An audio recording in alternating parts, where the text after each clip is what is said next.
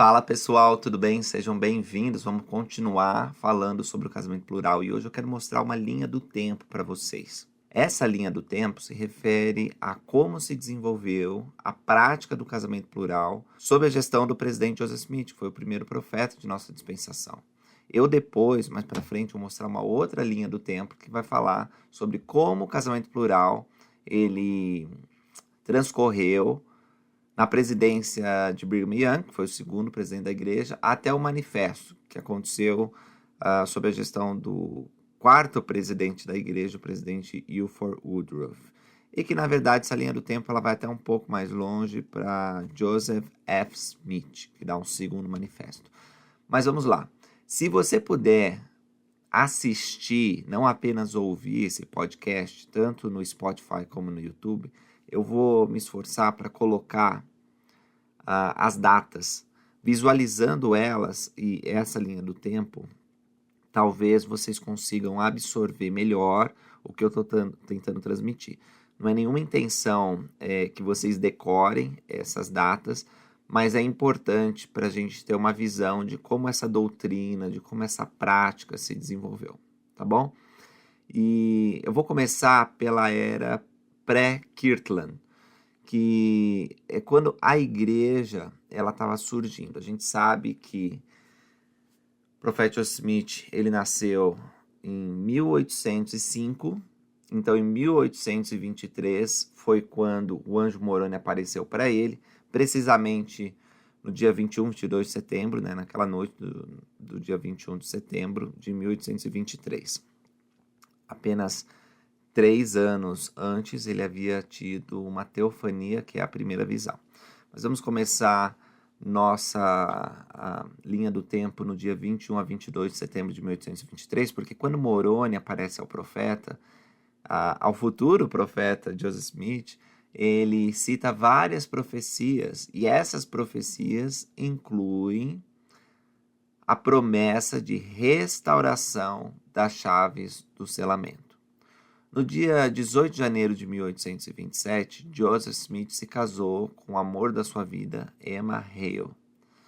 Essa daí é a primeira esposa de Joseph Smith, a única esposa, digamos assim, para efeitos civis, né, no papel.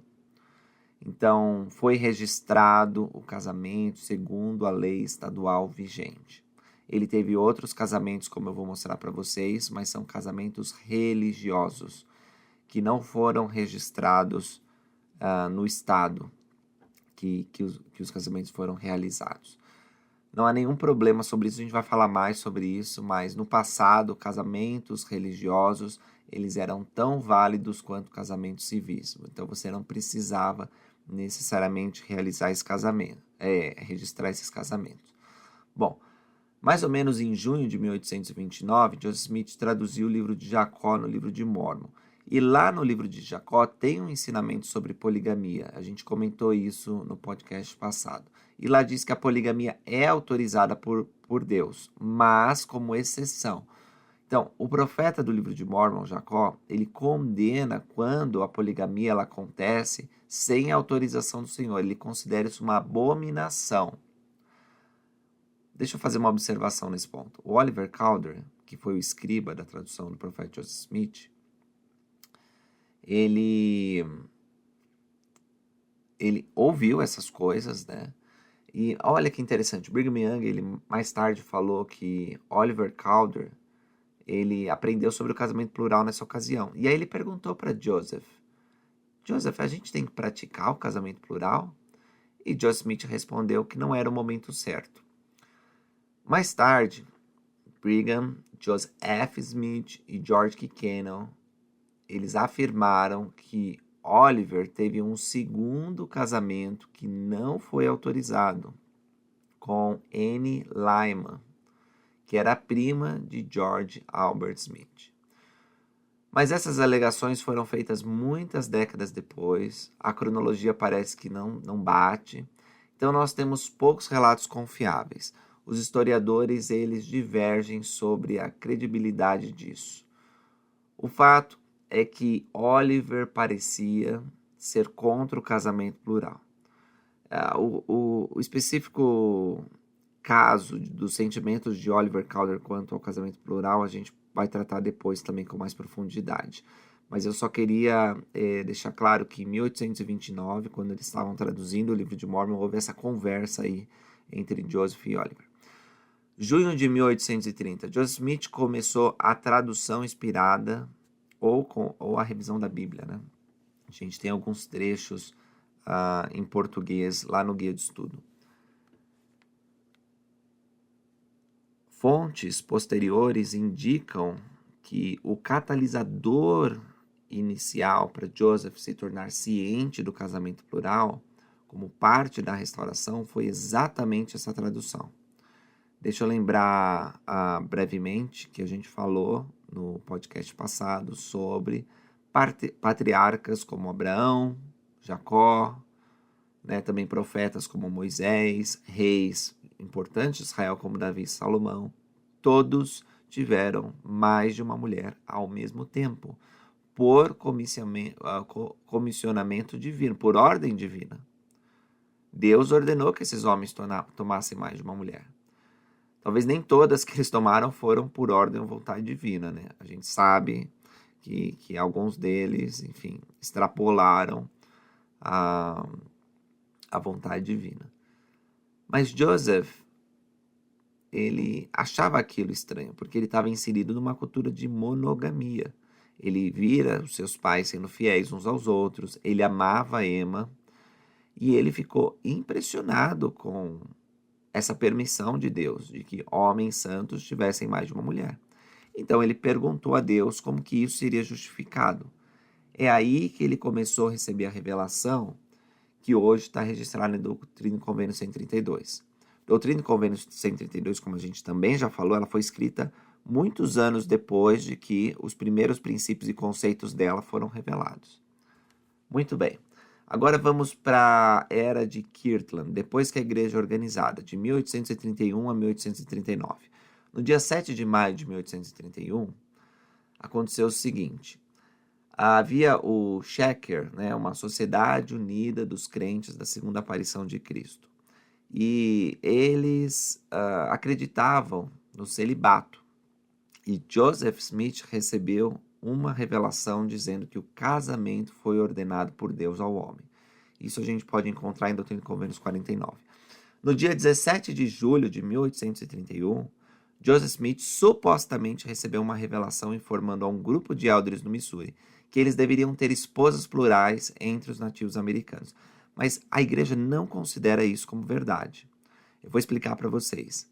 A essência dessa suposta revelação foi atribuída a Joseph Smith e sobreviveu apenas conforme reproduzida por William W. Phelps em uma carta a Brigham Young datada do dia 2 de agosto de 1861, quer dizer, muitos anos depois, 30 anos depois, sendo que o profeta já tinha sido assassinado há 17 anos.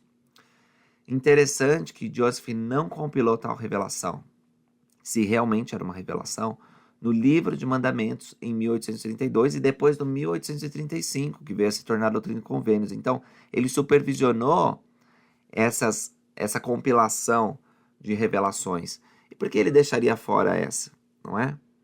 A tal revelação instruía parcialmente que os elders deveriam tomar para si esposas dos lamanitas e nefitas, pois mesmo agora suas mulheres são mais virtuosas que as gentias. Em um comentário anexado ao texto da tal revelação, Phelps explicou que há cerca de 3 anos após o recebimento dessa revelação, Joseph esclareceu que se pretendia o casamento plural entre homens santos dos últimos dias e mulheres nativas americanas. Bom, mas como esse relato ele não é confiável, os historiadores se debatem sobre a veracidade disso, eu não vou me deter muito nesse assunto. Eu só quis mencionar isso para vocês, para que vocês saibam que existe essa alegação de que Joseph teria recebido essa revelação autorizando o casamento plural. E o casamento plural por si só já é uma questão difícil e polêmica, mas se levar para aquela época, o casamento entre raças, como eles consideravam, né, brancos com negros, brancos com índios, era uma coisa absurda também. Então, talvez isso explicaria o motivo pelo qual essa revelação não foi anexada com as demais. Talvez. Mas, como eu falei, a gente não dá para conferir a autenticidade. O irmão Phelps teve uma época que ele ficou meio balançado no testemunho dele. Mas, enfim, não vou me deter muito nisso. Embora é uma tentação para que eu fale mais sobre isso aqui com vocês. Mas eu só queria que vocês soubessem que existe essa alegação. Entre o dia 24 e 25 de março de 1832, Joseph Smith e Sidney Rigdon, eles são pichados, emplumados por uma multidão em Hiram, Ohio. 50 anos depois, uma fonte alegou que isso foi uma retaliação por um relacionamento íntimo que Joseph teria tido com uma jovem, que seria sua esposa plural, chamada Marinda Nancy Johnson. Mas, olha, quase nenhum historiador acredita em tal alegação. Essa alegação foi feita por Clark Brandon, que era um ministro no movimento Discípulos de Cristo em 1884. Agora, esse ministro, ele não mostrou a fonte dessa acusação. Parece que, em meio a um ardente debate religioso, ele apenas fez uma suposição, mas não tem base.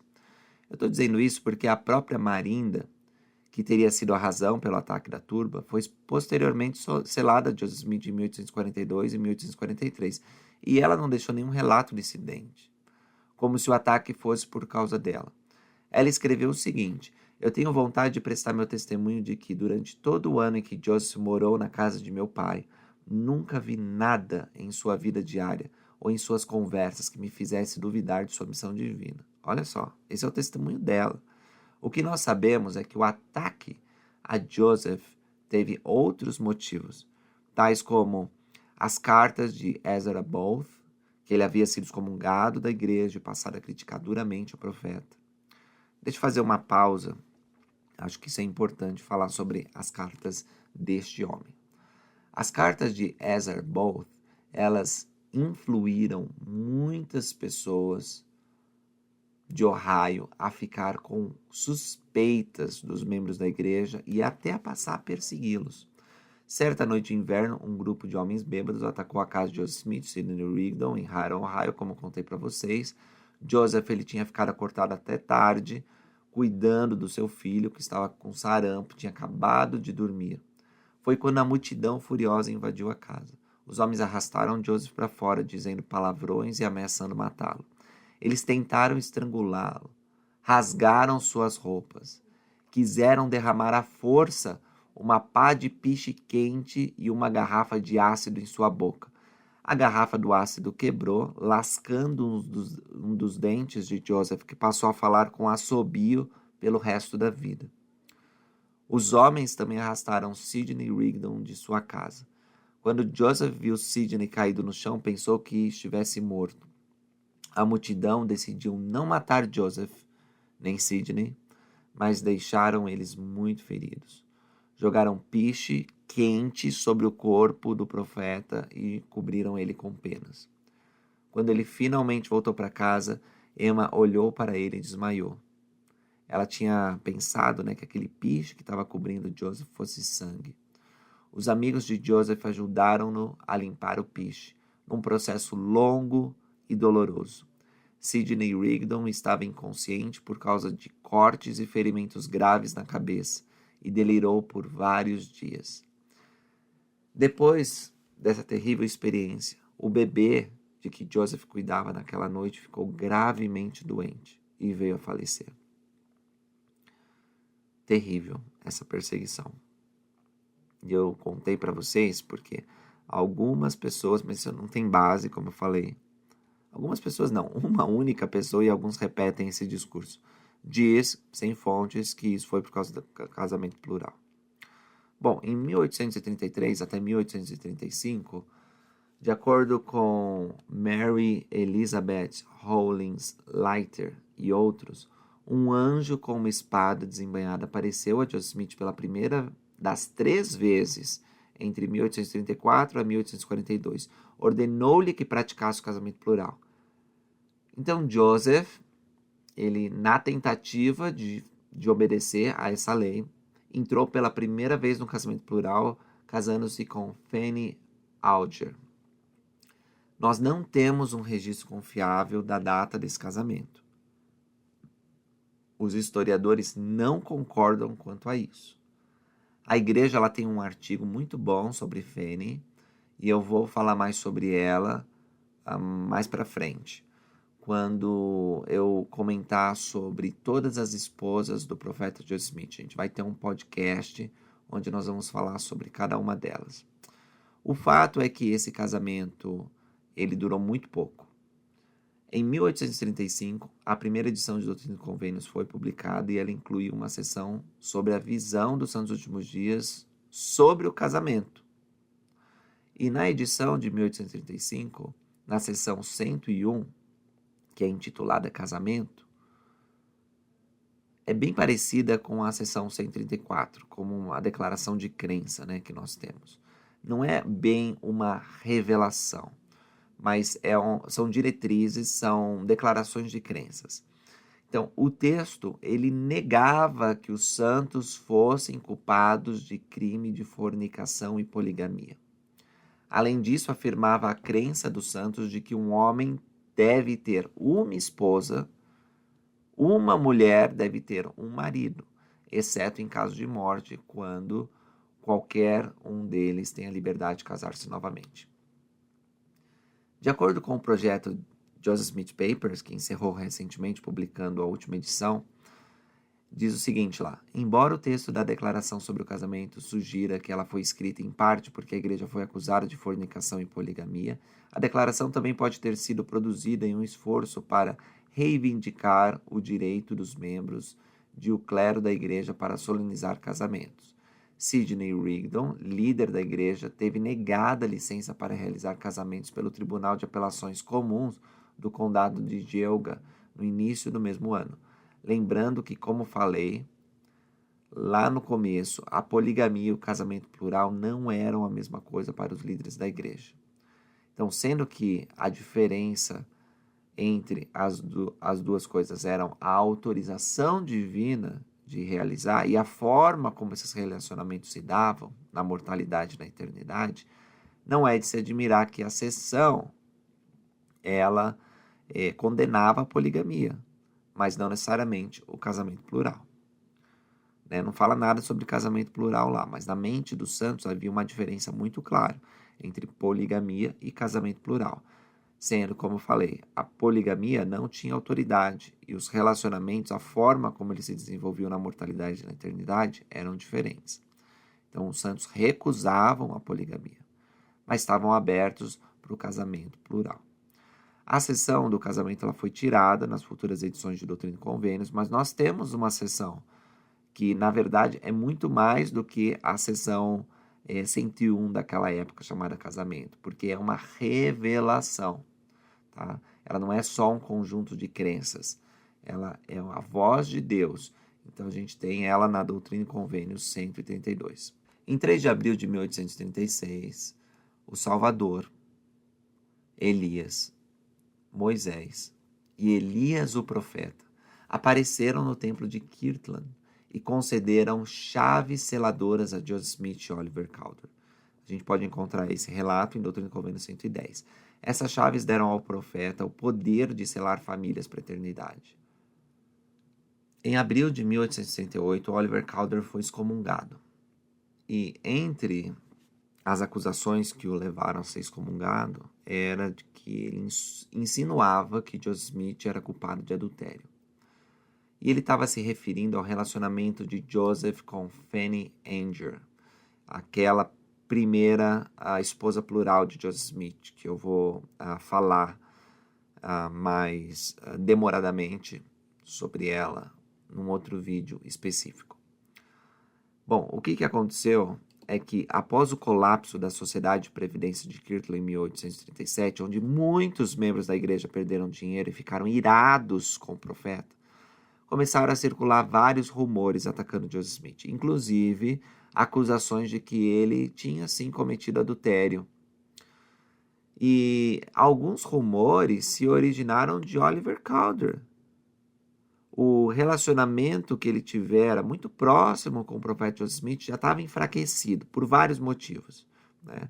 Alguns afirmavam que Oliver ele tinha ouvido Joseph confessar relações extraconjugais com Fanny Alger, que é a primeira esposa plural do profeta. E aí esses rumores se espalharam, né? No outono de 1837, Joseph ele perguntou para Oliver sobre esse rumor em uma reunião que tinha pelo menos mais 3 pessoas presentes. E nessa reunião, o Oliver Cowdery ele falou: não, Joseph nunca confessou para mim nenhum adultério. Em abril, quando Oliver ele foi submetido ao conselho disciplinar no Missouri para decidir sua condição de membro da igreja por várias acusações, o sumo conselho abordou os rumores que Oliver Cowdery havia divulgado. Joseph deu uma explicação sobre o seu relacionamento com Fanny e parece ter deixado o sumo conselho satisfeito. As atas da reunião eles não indicam exatamente o que Joseph disse ao sumo conselho, mas o que nós sabemos é que Oliver Cowdery foi excomungado naquela reunião. Mais tarde na sua vida, depois que o profeta Joseph Smith já tinha sido assassinado, ele se arrependeu, né? Oliver Cowdery se arrependeu e voltou para a igreja. Mas também isso é assunto para outro vídeo. Agora vamos para a próxima era da nossa linha do tempo, que é a Era de Nauvoo, que vai de 1839 a 1844. Então, no final de 1840, início de 1941, Joseph Smith supostamente ensinou outras pessoas, em particular, sobre o casamento plural. E fez algumas alusões vagas, públicas, sobre a prática do casamento plural entre os santos últimos dias. Joseph B. Noble lembrou de ter sido ensinado sobre o casamento celestial, ou como eles chamavam também o casamento plural, por Joseph Smith nessa época, que coincide com quando ele começou a praticar pessoalmente o casamento plural em Nauvoo. Ellen Mar Kimball, ela também relata um sermão público que Joseph deu início em 1841, onde ele surpreendeu seus ouvintes ao pregar sobre a restauração de todas as coisas e disse que, como antigamente Abraão, Isaac e Jacó fizeram, nós também faríamos novamente. Marinda Nance Johnson também se lembra de ter aprendido em particular a doutrina do casamento celestial no final de 1841, o que indica que Joseph estava tentando ensinar o casamento plural aos santos daquela época. No dia 5 de abril de 1841, Joseph foi selado a Louisa Bellman por Joseph B. Noble, iniciando a prática do casamento plural em Nauvoo. Em julho de 1841, Joseph Smith começou a apresentar o casamento plural a alguns membros do Quórum dos Doze, incluindo Brigham Young, John Taylor, Heber C. Kimball. Outro apóstolo, que é o George Albert Smith, ele também relembrou como em julho de 1841 ele ficou muito surpreso quando ouviu Joseph instruí-lo sobre o casamento plural pela primeira vez. Bom, a reação desses homens foi de assombro. Por exemplo, quando Brigham Young soube do casamento plural, né, que era um mandamento, ele disse que preferia morrer a ter esposas plurais. Embora esses membros fiéis da igreja estivessem hesitantes e frustrados com o mandamento no início, eles receberam confirmações individuais por meio do Espírito Santo e aceitaram o princípio do casamento plural. Villette Kimball, que foi a primeira esposa de Heber C. Kimball, ela recebeu e abraçou a doutrina do casamento plural. E não podia duvidar que a ordem plural do casamento era de Deus, pois o Senhor havia revelado a ela em resposta à sua oração. Incrível, né? É uma doutrina difícil que estava sendo apresentada por esses membros, mas eles buscaram revelação pessoal e receberam. A princípio tinha sido muito difícil para eles ouvir essas coisas.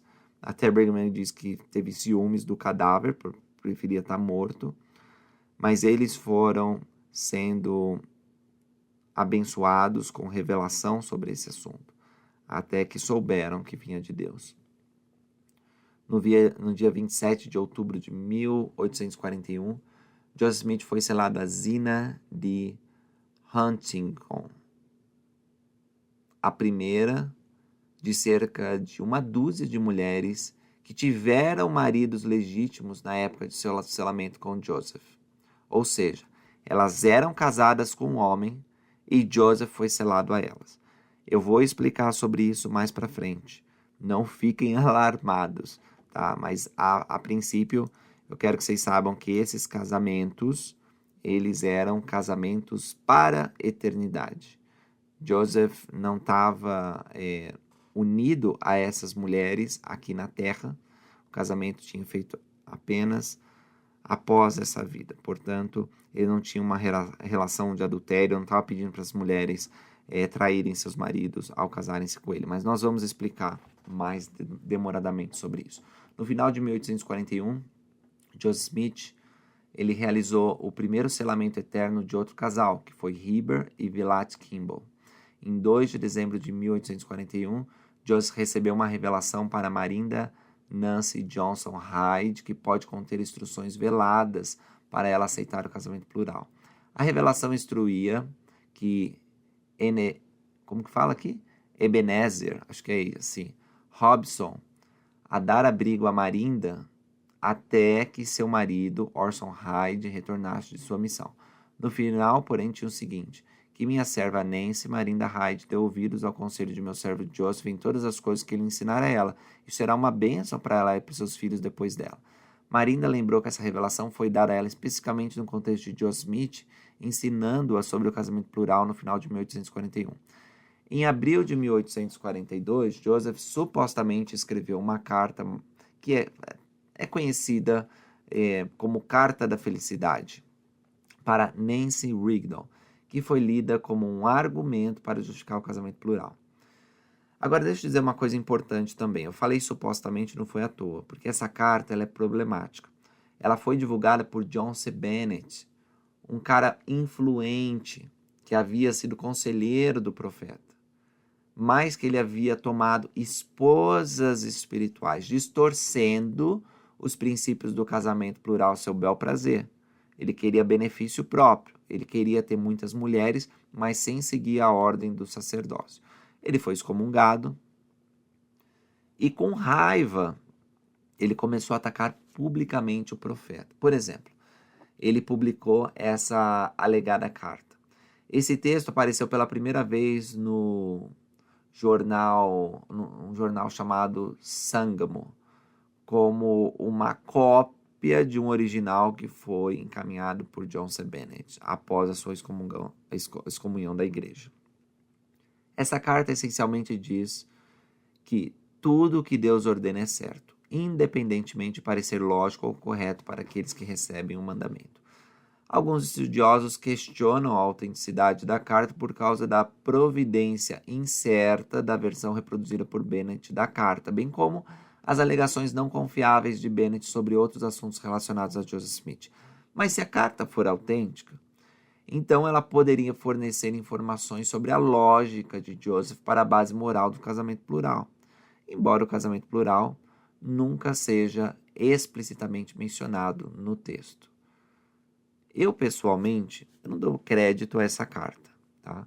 Nancy Rigdon era filha de Sidney Rigdon e Phelps Brooks. Sidney era conselheiro e amigo do profeta. Ele nunca falou sobre Joseph usando essa carta para cortejar ou compelir a sua filha a casar. Na primavera de 1842, quando Nancy tinha 19 anos, a tal carta teria sido enviada, mas nada aconteceu. A Nancy ela mudou para Pittsburgh, casou-se com Robert Ellis em 1846, onde morreu em 1887. Ela nunca se casou com Joseph. Ela nunca recebeu uma proposta de casamento. Parece, essa carta, ser mais uma invenção de alguém querendo atacar a igreja. Continuando aqui nossa linha do tempo. No dia 4 de maio de 1842, Joseph Smith apresentou a cerimônia de investidura pela primeira vez. No dia 11 de maio de 1842, o líder da igreja, prefeito de Nauvoo, John C. Bennett, que eu já mencionei aqui, ele foi excomungado por adultério. As circunstâncias que levaram à excomunhão dele incluindo as acusações que Bennett cometeu adultério e seduziu mulheres, foram narradas pelo biógrafo de Bennett, que se chama Andrew F. Smith. Bennett alegava que Joseph Smith estava secretamente tomando esposas espirituais e publicou os nomes de algumas delas.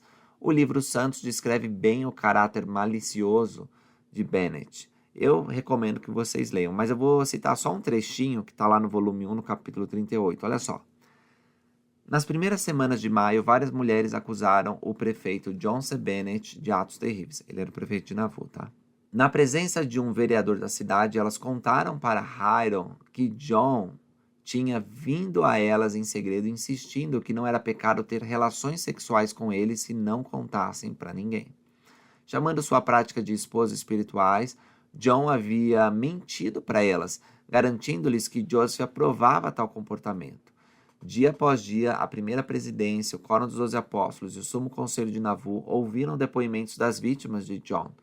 Ao contarem suas histórias, Joseph descobriu quanto John havia distorcido as leis de Deus, zombado dos relacionamentos do convênio eterno que Joseph estava tentando estabelecer entre os santos. Durante as audiências, ele ouviu o testemunho de Catherine Warren, a viúva de uma das vítimas do massacre de House Mill. Ela tinha 5 filhos e estava desesperadamente pobre e com dificuldades para sustentar a família.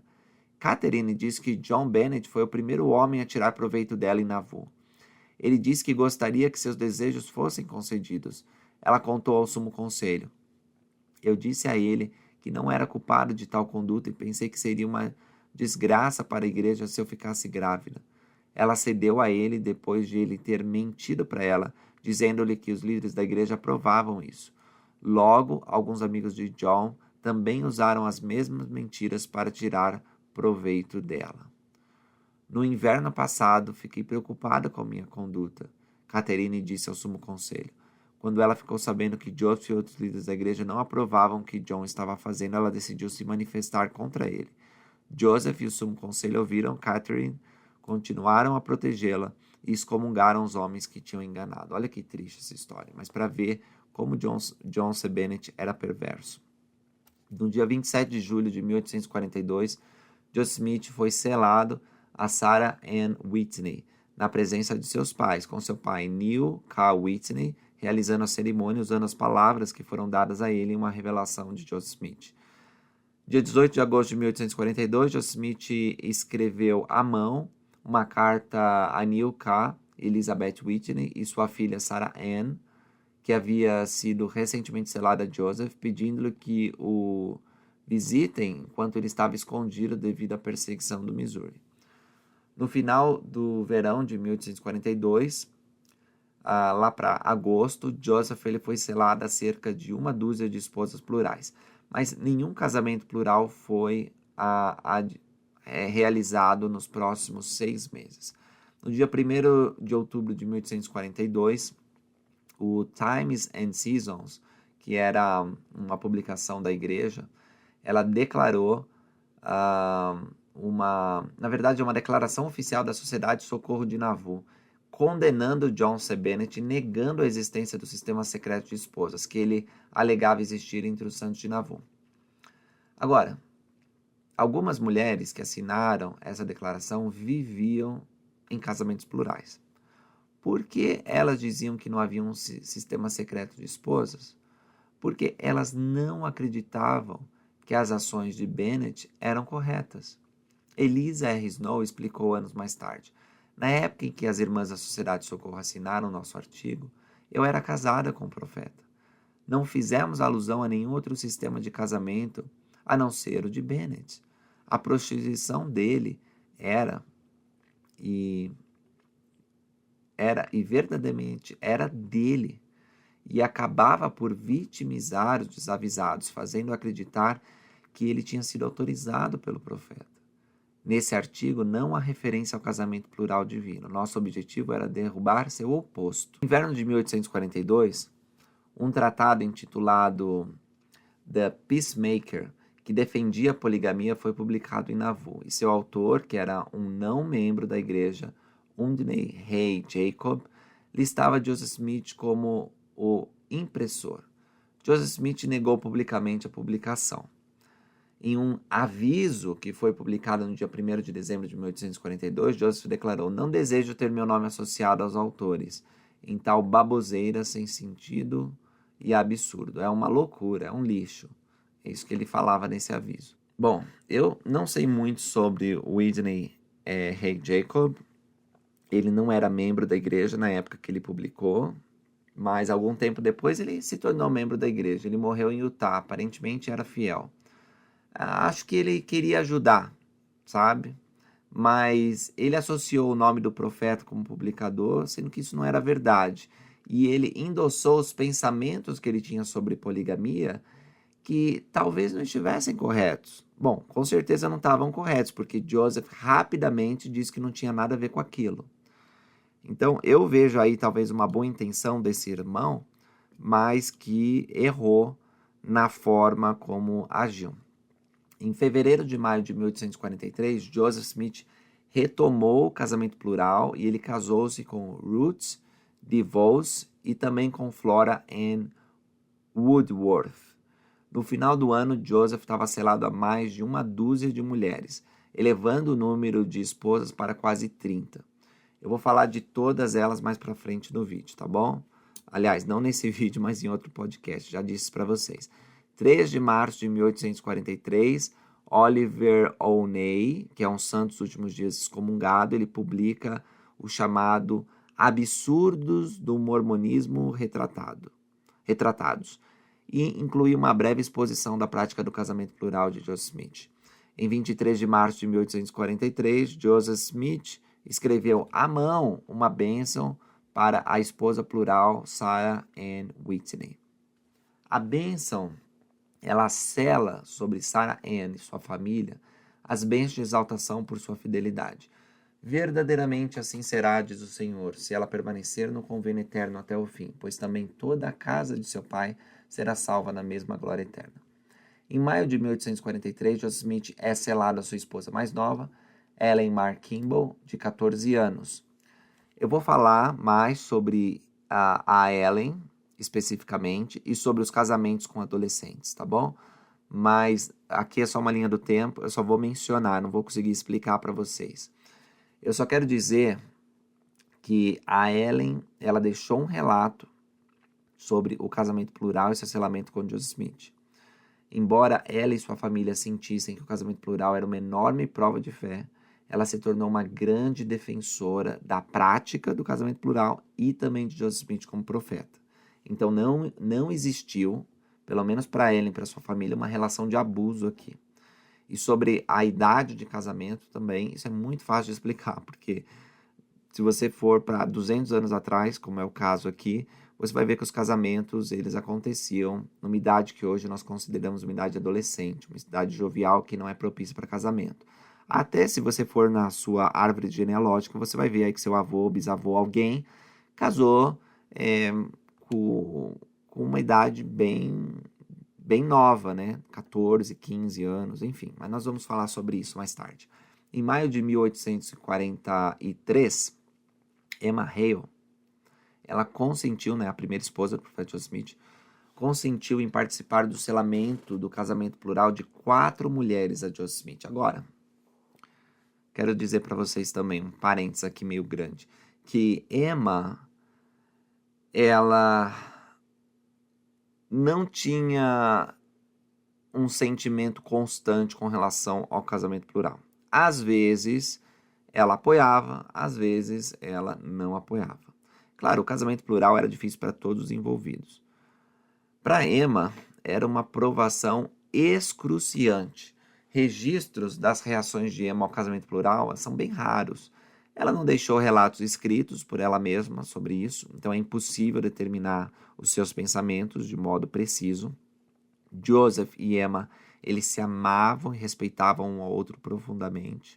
Dá para ver isso pelas cartas que eles trocavam e pelo o relato do diário deles. Mas quando Joseph ele aderiu ao casamento plural, ele expressou com toda a alma seus sentimentos em seu diário para sua amada Emma, a quem ele descrevia como nobre, firme, inabalável, imutável e afetuosa Emma. quando Joseph Smith morreu, Emma guardou um cacho do cabelo de Joseph em um medalhão que ela usava no pescoço. Então, Emma, ela aprovou, pelo menos durante algum tempo, 4 casamentos plurais de Joseph e Nauvoo, e ela aceitou todas as 4 esposas em sua própria casa. Ela pode ter aprovado outros casamentos também, mas nós temos poucos registros.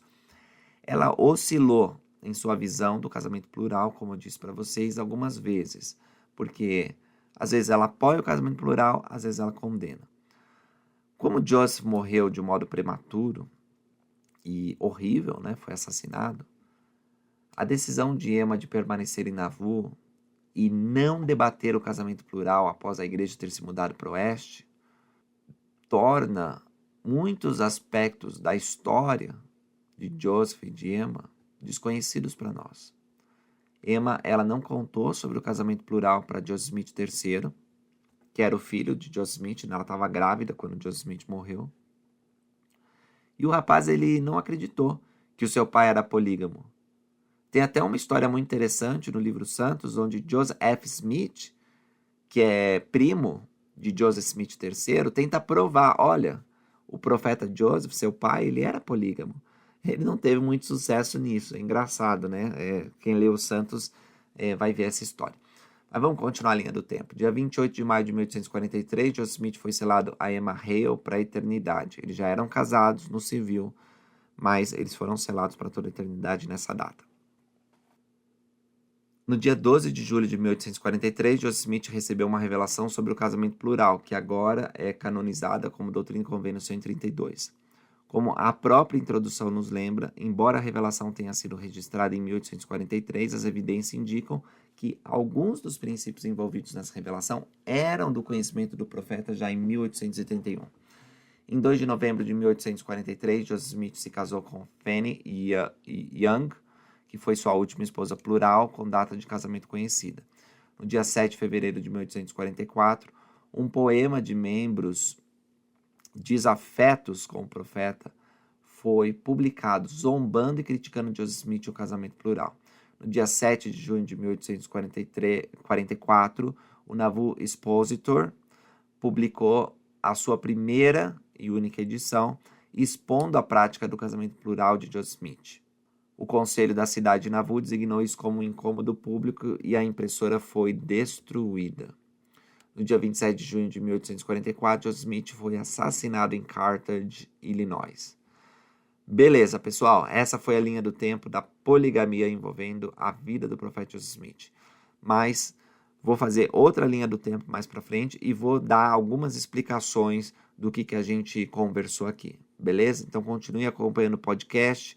Eu estou tentando lançar um por semana. Eu já tenho todos os textos prontos, mas demora bastante para gravar e para editar. Então, estou lançando um por semana. Se vocês tiverem perguntas sobre esse tema, pode mandar, mas provavelmente elas serão respondidas nos próximos episódios. Está bem completo. Obrigado por acompanharem, curte aí, compartilha e até a próxima.